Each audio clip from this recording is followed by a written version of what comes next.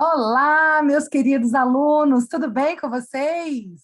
Então, vamos para o nosso último tópico de direito penal do nosso curso, um tópico especial que eu guardei para falar para vocês aqui da praia, aqui de Miami Beach. Ah, quem dera. Mas pelo menos a gente pode imaginar que está, né? E é o tópico de concurso de pessoas, né? Com autoria, participação, quando a gente tem concurso de pessoas e quando não. Quando você vira a expressão concurso de, significa mais de um. Então, no caso, concurso de pessoas é mais de uma pessoa cometendo crime. Quem lembra aí dos irmãos Metralha, né? Quem é vintage, que nem a professora lembra aí dos irmãos Metralha. Então, quando praticam crimes juntos, eles praticam em concurso de pessoas. Mais de uma pessoa praticando crime junto. E como é que o Código Penal trata o concurso de pessoas? Olha aí o artigo 29. Quem, de qualquer modo, concorre para o crime, qualquer crime, homicídio, roubo, furto, incide nas penas a este cominadas na medida da sua culpabilidade.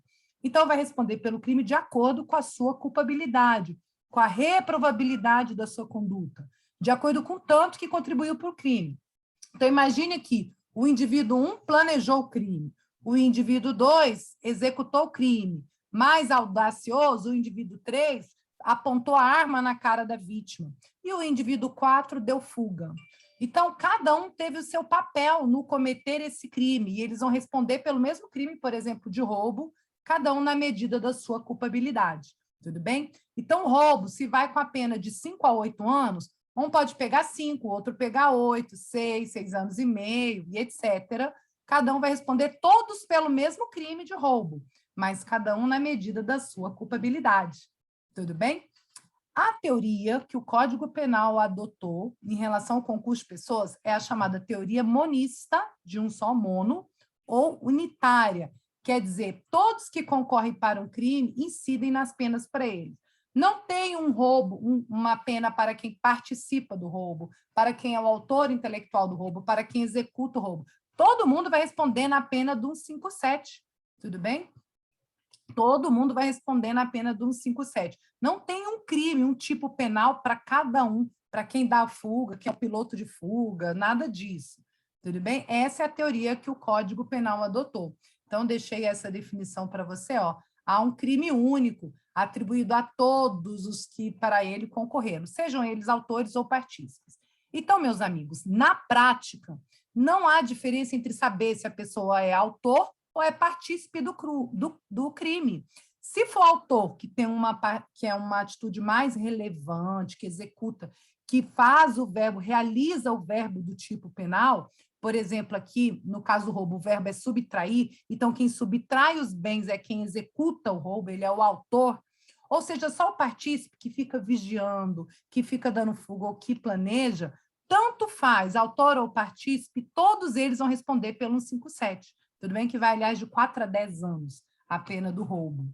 Não tem um crime específico. Então, na prática, vai responder na medida da sua culpabilidade. Um partícipe, que quer dizer, teve uma participação menor, só ajudou ali 4 anos, e quem executou uma pena maior, tá bom? É assim que funciona. Então, olha só o que significa. Embora o crime tenha sido praticado por diversas pessoas, permanece um crime único e indivisível. No meu exemplo, o crime do 157 do roubo. Tudo bem?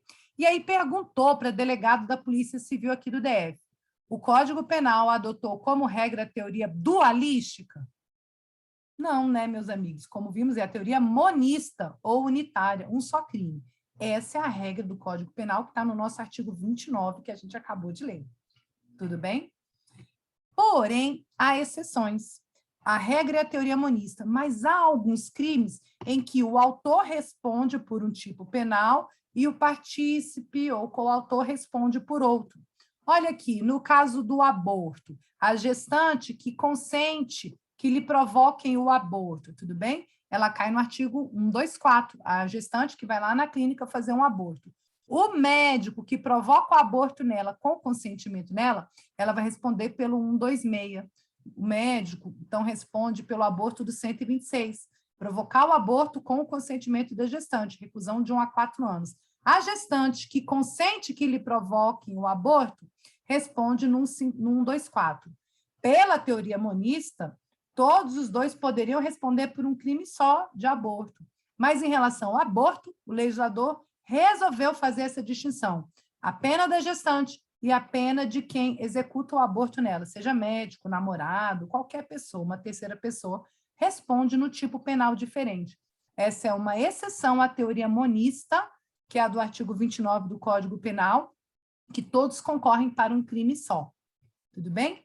Outra exceção à teoria monista é a facilitação do contrabando e descaminho. Então, imagine um fiscal da Receita, da Fronteira, que facilita a passagem de contrabando e descaminho, ou seja, mercadorias proibidas ou mercadorias sem pagar o imposto.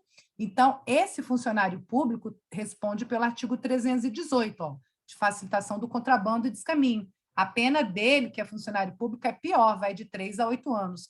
Já quem pratica o descaminho responde pelo 334. Quem é que entra com produto sem pagar o imposto, né? Traz lá a muamba, entra com um iPhone, com um MacBook Air, tal, Pro. Então, esse descaminho responde por 1 a 4 anos, tudo bem? A pena bem menor. Então, antes, todos poderiam responder por um crime só de descaminho, quem facilita e quem pratica. Mas, nesse ponto, o Código Penal resolveu fazer uma distinção. O funcionário público que infringe seu dever funcional e facilita o contrabando do descaminho tem uma pena muito mais grave no 318 do que o particular ou a pessoa que pratica o descaminho no 334. E a última exceção à teoria monista no nosso Código é o crime de corrupção. O particular que oferece a propina, a vantagem devida para o funcionário público, responde por corrupção ativa, aqui no artigo 33, de oferecer a propina. O funcionário público que recebe essa propina, que aceita esse dinheiro do particular, responde pelo 317. Então, poderiam todos responder por um crime só de corrupção? Poderia. Até tem um projeto de reforma do pacote anticrime, era para ter um crime único de corrupção, mas não foi aprovada essa parte do pacote anticrime e prevalece, então, um crime de corrupção para o particular e outro para o funcionário público, ambos com a mesma pena. Olha que curioso. Tudo bem? Então, são exceções à teoria monista. Tirando esses crimes que eu falei, tirando esses crimes, todos que participaram do crime respondem pelo mesmo tipo penal. E para a gente ter concurso de pessoas, quer dizer, esse combinado de pessoas aí respondendo por um só crime, precisamos de 4 requisitos. E a dica mnemônica para você saber quais são os 4 requisitos é o PRIO. O que é o PRIO? O P de pluralidade de agentes e de condutas, ou seja, mais de uma pessoa. Pelo menos 2, né? Para a gente falar em concurso de pessoas. Tudo bem? Parece meio óbvio. Segundo, relevância causal de cada conduta. Então, cada um tem que ter uma participação que seja relevante para a consumação do crime. Se a participação de um for irrelevante, ele não conta como coautor. Tudo bem? Identidade da infração penal, ou seja, todo mundo querer cometer o mesmo crime. Se a gente queria cometer crimes diferentes, cada um vai responder pelo crime que pretendia. Então, se eu queria furtar uma residência, meu comparsa queria roubar com uso de violência, cada um vai responder pelo seu crime, tudo bem? Então, primeiro, para ter concurso de pessoas no mesmo crime, tem que ter identidade de infração penal. E o liame subjetivo, liame, ligação subjetiva, a gente tem que estar combinado, tudo bem? A gente tem que ter colocado os nossos esforços empregados para aquele crime. Então, esse liame subjetivo, a gente tem que saber um da existência do outro e combinar, tudo bem? Se não tiver liame subjetivo, não é concurso de pessoas. E atenção, quando eu falar de liame subjetivo, não necessariamente é premeditar. Pode ser que a gente olhou um para o outro e a ideia veio na hora e a gente, bora. Tudo bem? Mas precisa estar combinado. Não necessariamente planejado, premeditado. Beleza? Então, pluralidade de agentes e condutas, no mínimo 2 pessoas, porque afinal a gente está falando de concurso de agentes. Relevância causal de cada conduta, já falamos, né? Então, se às vezes a conduta de um agente, como poderia não ter relevância? Imagina que eu quero matar alguém, peço uma arma emprestada, a pessoa me empresta a arma dela, sabendo que eu vou matar. É para matar fulano, ela toma aqui, toma essa arma. Só que na hora de matar, eu não uso aquela arma emprestada, eu uso a minha própria. Então, qual foi a relevância do empréstimo dessa arma para o meu crime? Nenhuma. A não ser que essa pessoa tenha me incentivado, chegado assim, si mesmo, vai lá, mata, que merece, você está certa, vai firme, que ela não tenha me incentivado, ou seja, instigado, que é criado a ideia em mim, ou reforçado a minha ideia pré-existente, se ela não me instigou a empréstimo da arma que eu nem usei, foi irrelevante, a pessoa que me prestou não responderia pelo homicídio. Tudo bem? Então, vai ficar aí esse exemplinho anotado para você no material, para você não se esquecer, né? Do que é a relevância causal. Então, o liame subjetivo, ó, esse vínculo psicológico que une os agentes. Fala assim, bora fazer, bora. Então, bora, estamos juntos. É o tamo junto aí que tem que ter, mas que não precisa necessariamente assim, a premeditação, um ajuste prévio, né? Basta, às vezes, com um olhar, a gente olha para o outro e fala, bora, bora. Isso incentivou. Tudo bem? Olha essa daqui, essa questão do CESP para escrivão de polícia em Goiás. Ó, o concurso de agentes na realização de um crime pressupõe sempre o prévio ajuste de vantagens na consecução de um resultado danoso desejado por todos. Pessoal, a questão colocou sempre, você já desconfia, tudo bem? Pressupõe sempre um prévio ajuste, pessoal? Não, pressupõe liame subjetivo, que a gente está de acordo, mas não necessariamente um ajuste prévio, uma premeditação. Tudo bem? Olha esse daqui, prova desse ano para escrivão de polícia civil também no Ceará. Jane Breno objetiva matar Marli por envenenamento. Dessa forma, a Jane adiciona uma dose de veneno X na sopa de Marli. E, posteriormente, o Breno adiciona uma dose de veneno Y no suco da vítima. Coitada da Marli, né? Um botou veneno na sopa, outro no suco. Toda a ação foi combinada entre ambos, ao liame subjetivo. Nesse caso, teve um ajuste, né? Prévio, mas não necessariamente. Tanto a sopa quanto o suco são ingeridos pela vítima em uma mesma refeição. E cerca de 3 horas depois, a Marli vem a falecer. A perícia constata, no respectivo exame, que a morte da vítima se deu pela ação conjunta dos venenos X e Y, deixando claro que, isoladamente, nenhum dos venenos seria capaz de matar a vítima, apenas a ação conjunta deles o faria, o que efetivamente ocorreu. Então, a combinação da dose do X com a combinação do Y é que veio a morte. Nessa hipótese, assinale a alternativa correta. Você acha que os dois responderão por tentativa... Ups, coloquei isso sem querer. Responderão por tentativa do homicídio doloso, responderão por homicídio culposo consumado, pelo homicídio doloso consumado, sem a incidência do concurso de agentes, pelo homicídio doloso consumado em concurso de agentes, ou responderão a título de tentativa pelo crime de homicídio doloso qualificado sem concurso de agentes. Vamos ver se nós temos o PRIO, os 4 requisitos? O P, participação de uma ou mais pessoas. Jane Breno, sim, temos 2. Temos a relevância da conduta de cada um. Sem o veneno de um combinado com o outro, nenhum dos dois mataria. Foi a combinação dos 2 venenos. Temos o segundo, a relevância do PRIO. O liame subjetivo entre eles, o acordo, tinha o combinado entre eles? Tinha o combinado entre eles, o ajuste prévio, né? E o último requisito que ficou falando aqui, a identidade de infração penal. O que eles pretendiam fazer? Olha o que a questão fala aqui, ó. Eles objetivavam o quê? Matar a Marli. Então, nós temos aqui presente todos os 4 requisitos do concurso de agentes e eles conseguiram o intento homicida dele. Eles vão responder pelo quê? Pelo homicídio doloso, porque foi com a intenção, culposo é sem a intenção, lembra? Qualificado aí, praticados em concurso de agentes. Beleza? Então, tá certo. Vamos que vamos aí. Próxima questão da VUNESP de 2019 para tabelião. Olha lá. Quanto ao concurso de pessoas, é correto afirmar: se entende por partícipe aquele que pratica a conduta descrita no verbo do tipo penal? Meu amigo, partícipe é de menor importância. Ele ajuda na empreitada criminosa, mas ele não executa o verbo subtrair, o verbo matar. Esse é o autor. O partícipe também está junto, mas não praticando o núcleo do verbo. Tudo bem? Partícipe, né, no concurso de pessoas, diz aí a letra B. Quem, de qualquer modo, concorre para o crime, incidindo as penas a este combinadas na medida da sua culpabilidade? Sim, é isso que diz o artigo 29. E a participação de menor importância conduz à exclusão da culpabilidade? Não, meus amigos, participação de menor importância diminui a pena é reduzida. Não exclui, está no parágrafo 1º do 29. Vou colocar para vocês.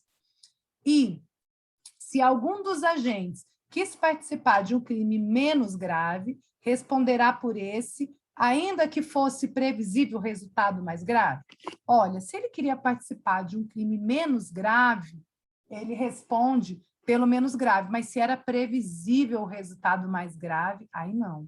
Meu amigo está na empreitada, a criminosa está para tudo. Então, eu queria furtar, meu comparsa queria roubar, mas ele vem para o furto armado, e eu sabia que ele estava armado. Então, era previsível que ele usar aquela arma. Acabo respondendo pelo roubo dele. Se eu falasse, não, companheiro, eu não soubesse que ele estava armado, ou falasse, assim, não, nada de violência, aí eu responderia pelo menos grave. Tudo bem? Então, a alternativa correta aqui é a letra B, porque é a expressão literal do artigo 29 caput que eu falei aqui para vocês. Tudo bem? Então, vamos lá. Mas e se não houver o vínculo psicológico, né? Se não houver vínculo entre os agentes, se não tiver essa combinação, será que tem concurso de agentes? Aí não, né, meus amigos? Aí a gente não tem concurso de agente. A gente pode ter 3 hipóteses, que é a chamada autoria colateral, autoria incerta e autoria desconhecida. Então, essas 3 hipóteses não são concurso de agentes, porque não tem a combinação, o liame subjetivo, a combinação entre os agentes. Qual seria a hipótese, professora? Imagina que 2 caçadores, 2 agentes, eles querem matar o desafeto dele. Pensa que o Joãozinho aqui, ele é muito malquisto. Ninguém gosta do Joãozinho, todo mundo quer matar o Joãozinho. Aí um assassino, o A, ele se coloca ali de emboscada para matar o Joãozinho quando passar. O B, sem saber da existência e da vontade do A, também se posta lá de emboscada para matar o Joãozinho. Os dois, um não sabia do outro, gente, não tem liame subjetivo. E ambos atiram para matar o Joãozinho. Como é que fica essa situação? Então, não é coautoria, porque não tem o liame subjetivo, mas é chamada autoria colateral, o que é diferente. Tudo bem? Um não sabe da presença do outro. Então, primeira coisa, se a gente souber de quem saiu o tiro fatal, matou lá, falou assim, nossa, essa aqui ó, foi no coração, fizemos o confronto balístico, o projétil que veio da arma do A, porque o cano raiado, que funciona como a nossa digital, deu para identificar que foi daquela arma, né?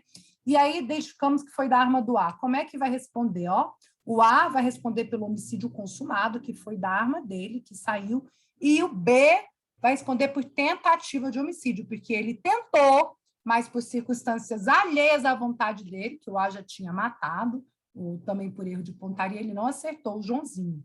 Tudo bem? Então, na autoria colateral, se a gente identifica de qual arma saiu a munição, né, que saiu ali, a bala que matou, essa pessoa vai responder pelo homicídio consumado e o outro pelo homicídio tentado. Mas, professora, e se a gente não souber de quem veio o disparo fatal? Um atirou na cabeça, o outro no coração, no fígado, tudo em área de letalidade imediata. Tudo pode ter matado, não dá para saber qual foi o tiro fatal, o tiro letal. Como é que a gente faz? Você acha que seria justo que os 2 respondessem pelo homicídio consumado? Um deles matou, mas a gente não sabe qual foi, não consegue identificar qual foi o projétil que matou. Se a gente não identifica, o Código Penal entendeu assim. Aí tá difícil saber quem foi, né? Para quem que a gente vai atribuir a responsabilidade. Não é justo que os 2 respondam pelo homicídio consumado, porque a gente sabe que um deles consumou, não sabe qual matou primeiro. Então, a situação que o Código Penal achou para esse caso é: os 2 vão responder por homicídio tentado. Os 2 pela tentativa do homicídio. Mas, professora, não matou, não consumou? Quem vai responder pelo resultado? Na dúvida, ninguém.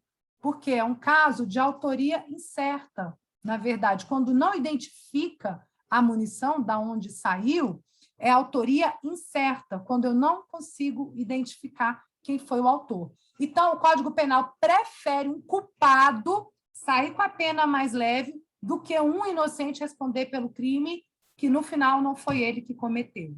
Foi a preferência do Código Penal, Então, no caso que a gente não sabe de quem veio o projétil fatal, esse é o caso de autoria incerta, a gente não conseguiu descobrir quem foi, um foi na cabeça, outro no coração, não dá para saber qual foi o disparo fatal.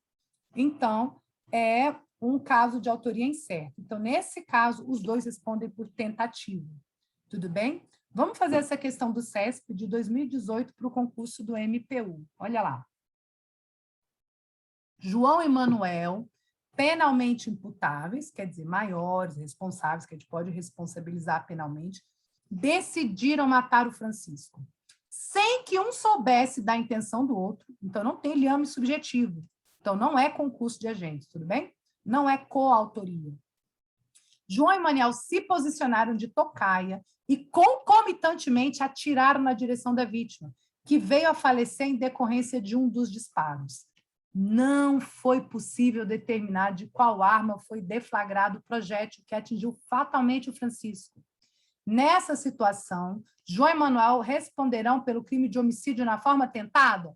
Meus amigos, é um caso de autoria incerta. Não sabemos de qual arma veio o projétil fatal. Então, como a gente não sabe quem foi, o Código Penal preferiu pegar leve, colocar os dois na tentativa do que os dois no consumado, porque seria mais injusto ainda. Então, essa questão está certa, que eles vão responder por tentativa de homicídio. Professora, mas não está consumado, não morreu? Sim, mas não sabemos de quem veio o disparo, então não é justo imputar aos dois o resultado morte. Os dois vão responder apenas pela tentativa. Tudo bem? Outra, concurso desse ano também para a Polícia Civil. João e José desejam a morte de Joaquim, e ambos, em ocasiões distintas, mais próximas no tempo, sem qualquer conhecimento da intenção do outro, então não sabia do outro, não tem liame subjetivo, não é concurso de agentes, não tem combinação. Porque para ter concurso de agentes, lembra que tem que ter o PRIO, os 4 requisitos? Um deles, o liame subjetivo. Sem qualquer conhecimento da intenção do outro, ajuste ou mesmo combinação prévia, atiram contra a vítima. Joaquim morre em decorrência de um dos tiros. O outro, conforme o exame pericial feito, atingiu a vítima somente de raspão. Todavia, mesmo com a perícia, não restou verificada a autoria do tiro que atingiu mortamente Joaquim. Um foi de raspão, o outro matou, mas não conseguiu identificar de quem é a arma que deu o tiro fatal. Nessa hipótese, o João e o José vão responder por que crime? Não sabe de quem veio o tiro. Dá para imputar o resultado morte consumado para os dois? Não dá. Vai ter que ser tentativa para os dois, né? Então, olha só, que situação você colocaria? Tentada com concurso de pessoas, tentada sem concurso de pessoas. Teve ou não teve, meus amigos, concurso de pessoas aí? Eles tiveram ajuste prévio, combinação, conhecimento? Não. Se não tem liame subjetivo, é sem concurso de pessoas. Tudo bem? Então, por isso, a letra C. Não deixa o examinador te pegar, hein? Fica preparado. Mais preparado que você não há, né? E, por fim, meus amigos, vimos, então, a autoria colateral, quando os dois, eles não sabem, né, que ambos vão disparar, não tem conhecimento prévio, mas a gente consegue identificar da onde que veio o projétil mortal, a autoria colateral. A autoria incerta, também os dois, um não tem conhecimento do outro, mas a gente não consegue identificar de quem veio, e há o caso de autoria desconhecida. Esse nome, meus amigos, de autoria desconhecida, significa assim, ó, não sei quem matou. Simplesmente isso, não tenho ideia. Então, às vezes, um roubo, os agentes estavam de capacete, ou estavam com máscaras, né, que não podia identificar, não consigo identificar, então, autoria desconhecida, não imputa ninguém, o processo é arquivado, o inquérito policial, ainda na fase policial, ele pode ser arquivado. Autoria desconhecida, então, nada mais é de não saber quem foi, não tenho ideia de quem possa ter sido.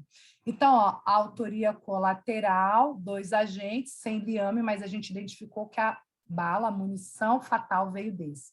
A autoria incerta, 2 agentes, sem liame, mas a gente não sabe de quem foi. Então, esse aqui que a gente conhece a munição, sabe que veio dele, responde pelo homicídio consumado, pelo crime consumado. O outro pela tentativa, tudo bem? Nesse caso aqui de autoria incerta, os 2 pela tentativa e autoria desconhecida, ninguém responde por nada, porque, afinal, nós não sabemos quem foi o autor do crime, desconhecemos. Tudo bem? Então, saber que a autoria colateral é diferente da autoria incerta, que é diferente da autoria desconhecida. Tranquilo? E coautor, né? Quem é?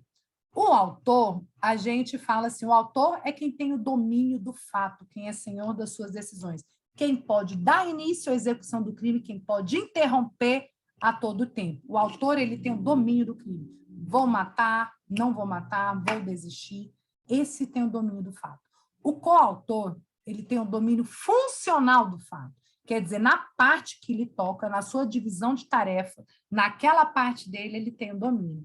É o que a gente chama de coautor. Então, quando é um crime com divisão de tarefas, planejamento, quem entra, quem subtrai, quem vigia, quem dá fuga, etc., né? A gente pode chamar de coautor esses que colaboram e eles têm o domínio da sua parte. Então, se não der fuga, ninguém foge. Se não entrar, ninguém entra. Então, ele tem esse domínio. Ele é coautor porque ele está junto com o outro. Esse prefixo co quer dizer em cooperação, em conjunto. Então, não precisam todos serem executores, quer dizer, praticar o núcleo do tipo, subtrair, mas basta que eles concorram para aquele crime, tudo bem? E a participação? A participação, o partícipe, ele não tem domínio nenhum do fato. O partícipe, ele bota lenha na fogueira. O partícipe, ele induz, quer dizer, cria a ideia e fala, por que você não faz isso, hein? Mas ele não tem o domínio, se a pessoa vai fazer ou não, ele não tem o domínio, ele deu a ideia. Ou instiga, quer reforçar uma ideia pré-existente, né? Então, bota lenha na fogueira. E ele pode até dar um auxílio. Fala, toma aqui minha arma, minha corda, minha faca, minha escada para você escalar. Ele auxilia, mas ele não tem domínio no fato. Se o outro vai atirar, se o outro vai usar escada, vai usar faca, isso é do outro. Então, se eu tenho conhecimento, instiguei, induzi, eu prestei auxílio material, eu sou partícipe, mas eu não tenho poder de decisão sobre o crime. O autor já tem o poder de decisão, pode parar o crime, realizar, não realizar. E o coautor tem o poder na parte que lhe toca da divisão de tarefas. Então, meus amigos, essa é a diferença entre partícipe, autor e coautor. Todos eles vão responder pelo mesmo crime, o artigo tal, que ele praticar, na medida da sua culpabilidade, porque adotamos a teoria monista como regra, salvo aqueles 3 casos da dualista que eu falei para vocês. Tudo bem? Todos vão responder, uns com a pena maior, outros com a pena menor, na medida da sua culpabilidade. Olha o caso aí da Clara, na prova do SESP para delegado da Polícia Federal. Clara, tendo descoberto uma traição amorosa do seu namorado, novidade, né? Comentou com sua amiga Aline que tinha intenção de matá-lo. A Aline, então, começou a instigar Clara a consumar o pretendido. Falei assim, vai, Clara, vai lá, isso mesmo, mata, o cara merece isso. Bobagem, né, gente? Só não tem chifre quem não tem cabeça, né? Então, olha lá.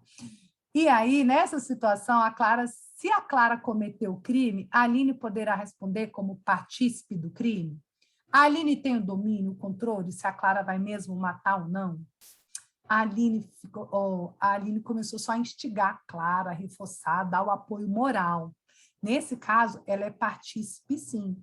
Claro, se o crime vier a ser cometido. E se a Clara não cometer nada, a Aline vai ser partícipe? Partícipe do quê, meu amigo, se não teve crime? Então, também a Aline não responderia por nada, tá? Afinal de contas, o Código Penal não pune atos de intenção, de premeditação, de preparação do crime. Só quando ingressa na fase de execução é que é punível, que tem relevância penal. Lembra-se? Então, tá certo.